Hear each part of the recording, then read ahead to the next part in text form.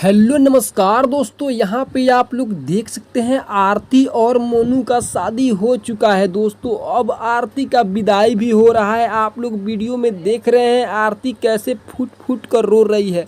और दोस्तों आरती इसलिए फूट फूट कर रो रही है, अब छोटू का याद उन्हें आ रहा है कि आकाश इस समय मेरे साथ छोटू होता, अगर ऐसा हाल मेरा नहीं हुआ होता तो मेरे पास मेरा छोटू होता और ना कि उसका भाई। मेरी स्थिति आज ऐसी ख़राब हो चुकी है कि मैं क्या कर सकती हूँ। अपने गांव वालों के हर एक व्यक्ति के घर घर घूमकर आरती माफ़ी मांगी और वहाँ पे रोती नज़र आती है दोस्तों। आरती का इतना स्थिति ख़राब हो गया था दोस्तों कि क्या करे, बेचारी उठ भी नहीं सकती थी, चल भी नहीं सकती थी। गांव वालों ने उठा करके बोलेरो में रखा और वहाँ से आरती का विदाई हुआ दोस्तों। विदाई हुआ तो दोस्तों उसी घर से, छोटू के घर ही, लेकिन गांव में थोड़ा सा घुमा कर लाया गया दोस्तों, ताकि नेक जो है उसे पूरा कर लिया जाए दोस्तों। तो अगर वीडियो अच्छी लगी हो तो वीडियो को लाइक कीजिए, चैनल को सब्सक्राइब कीजिए।